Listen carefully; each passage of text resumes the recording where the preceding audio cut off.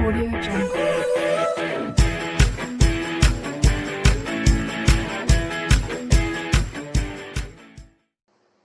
Now students, today I will start exercise 5.2 class 10th math question number 17. अब student इस question number 17 में क्या find the 20th term from the last term of the AP. अब students एक AP दी गई है, ठीक है, तो उस एपी का जो लास्ट से 20th टर्म है वो हमें फाइंड करना। तो इस स्टूडेंट इस ये जो एपी दी गई है इसको हम रिवर्स करके लिख देंगे। देखिए 253 फिर कॉमा ये डॉट डॉट डॉट फिर आ जाएगा 13 फिर आएगा 8 और फिर आएगा 3, यानी जो फर्स्ट टर्म था वो लास्ट टर्म हो गया, जो लास्ट टर्म था वो फर्स्ट टर्म हो गया। तो अब इसमें ए की वैल्यू कितनी हो गई स्टूडेंट्स 253 और जो डी की वैल्यू आएगी, ठीक है, तो डी की वैल्यू 8 माइनस 13 यानी कितनी हो गई -5, ठीक है। अब इसमें स्टूडेंट्स हमें 20th टर्म चाहिए लास्ट से, ठीक है। तो यहाँ अब हमने जब इसको रिवर्स करके लिख दिया तो फर्स्ट से 20th टर्म हमें चाहिए, तो A20 हमें फाइंड करना है, ठीक है। तो A20 इज इक्वल टू कितना हो जाएगा A प्लस 19D। बस अब इसको सॉल्व कर दीजिए। 20th टर्म हमें फाइंड करना, तो A की वैल्यू कितनी है 253 प्लस 19 और इनटू D, तो ये हो गया 253 में से स्टूडेंट सब्ट्रैक्ट कर देंगे कितना -95, तो ये हो गया कि 13 में से 5 जाएंगे तो यहाँ 8 आ जाएगा, तो ये आ गया 158। तो स्टूडेंट्स जो ये टर्म होगा वो 158 होगा। तो इस तरीके से ये स्टूडेंट्स इस क्वेश्चन का आंसर हो गया, ठीक है, कि जो लास्ट से 20th टर्म है वो हमारा 158 होगा। अब इसमें स्टूडेंट्स हमने जिस फॉर्मूले का यूज किया था वो था a plus n minus 1 into D. अब इसके बाद स्टूडेंट क्वेश्चन नंबर देखिए 18, इसमें क्या the sum of the 4th and 8th term of an AP is 24 and the sum of the 6th and 10th term is 44, find the first 3 term of the AP. अब इसमें students हमें इस series के 3 terms find करना है।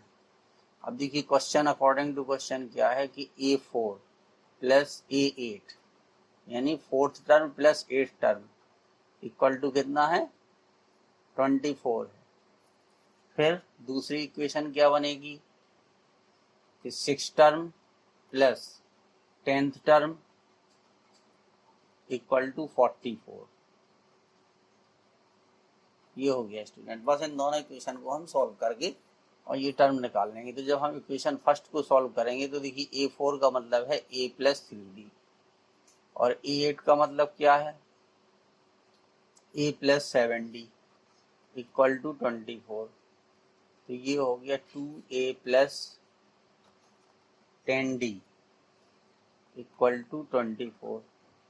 अब चाहे student तो इसमें 2 से हम डिवाइड कर सकते, ठीक है। तो अगर हम इसमें 2 से डिवाइड कर देंगे और लिख देते, जब हम कोई चेंजेस करते तो ये आ गया A plus 5D is equal to 12। तो ये इक्वेशन हमारी फर्स्ट बन गई स्टूडेंट्स। अब इसको यूज करके देखिए हम क्या करेंगे, तो ये हो जाएगा A प्लस 5D, ठीक है, A प्लस 5D और यहाँ पर आ जाएगा A plus 9D equal to कितना दिया था स्टूडेंट्स 44। अब ये हो गया 2A plus 14D equal to 44। अब इसमें भी स्टूडेंट 2 से डिवाइड कर दीजिए, तो देखिए A plus 7D is equal to 22। तो ये इक्वेशन सेकंड आ गई। अब इन दोनों इक्वेशन को स्टूडेंट सॉल्व कर दीजिए, ठीक है। तो देखिए इसके नीचे हम लिख देंगे A plus 5D equal to 12 और इसको सब्ट्रैक्ट कर दीजिए। तो देखिए माइनस माइनस, तो A से A कैंसिल हो गया, तो ये आ गया 2D इज इक्वल टू 10। तो डी की वैल्यू कितनी आ गई स्टूडेंट, डी की वैल्यू 5 आ गई।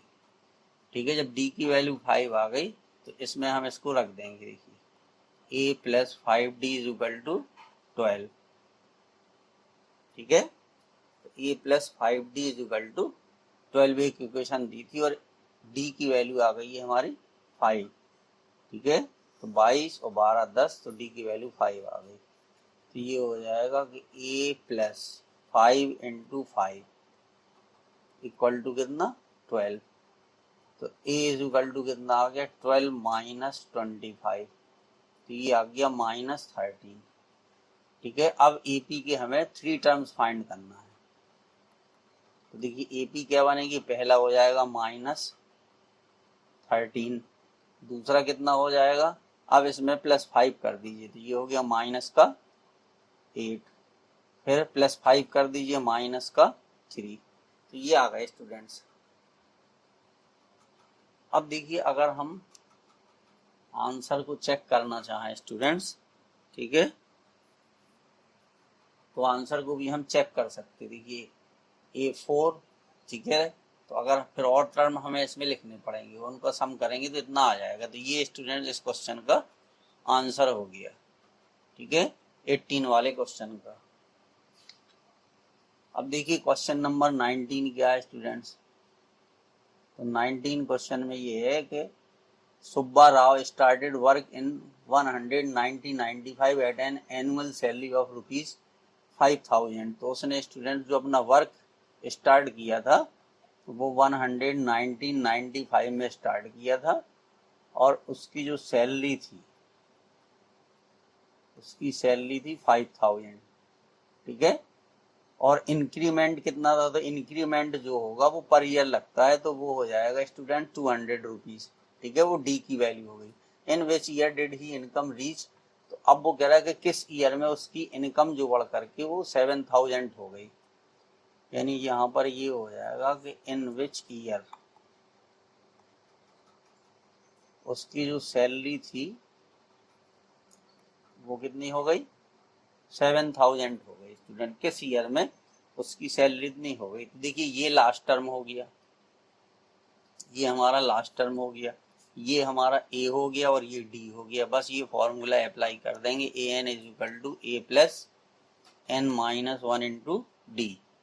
तो ये हो गया 7000 और ये सैलरी उसकी कितनी 5000 प्लस एन माइनस 1 और डी कितना 200 रुपीज।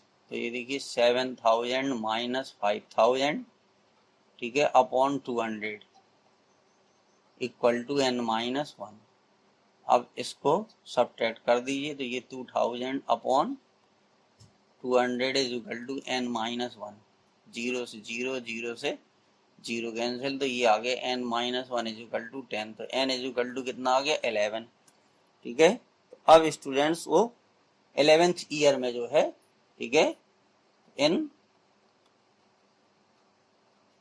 11th ईयर, ठीक है, उसकी सैलरी जो बढ़ करके, या इसमें 11 हम ऐड कर सकते हैं।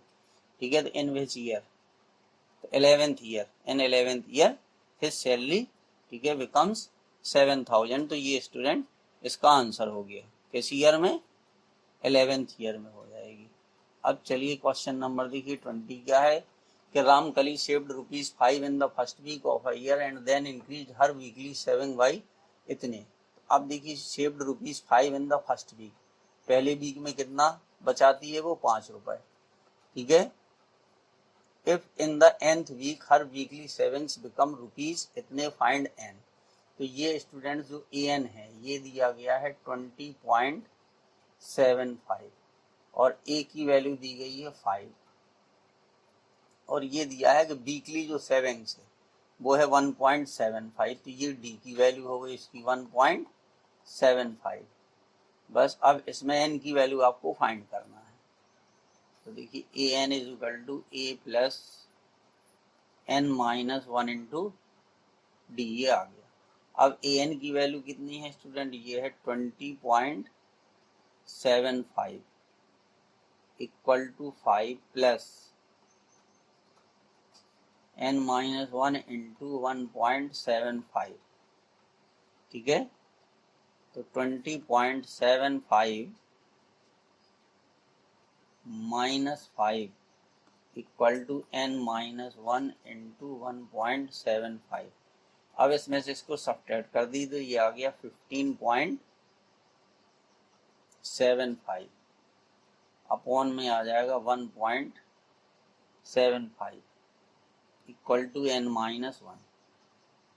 ठीक है, अब डेसिमल से डेसिमल जो है वो रिमूव हो जाएगा स्टूडेंट। इसको चलिए पहले 5 से डिवाइड कर दीजिए, 5 3 15 पचम 25, फिर यहाँ पे ठीक है 5 3 या 15, 5 बन जा 5, ठीक है, और ये आ गया पचम 25, 5 एकम 5 2, ठीक है। अब ये आ गया n minus 1 is equal to इतना आ गया स्टूडेंट्स 315 अपॉन 35।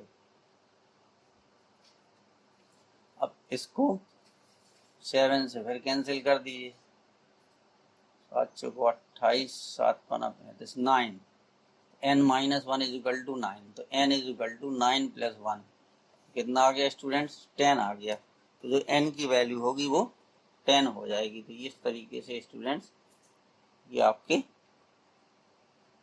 क्वेश्चंस थे। तो नाउ स्टूडेंट्स प्लीज आप लोग देखिए हमारे चैनल को सब्सक्राइब जरूर।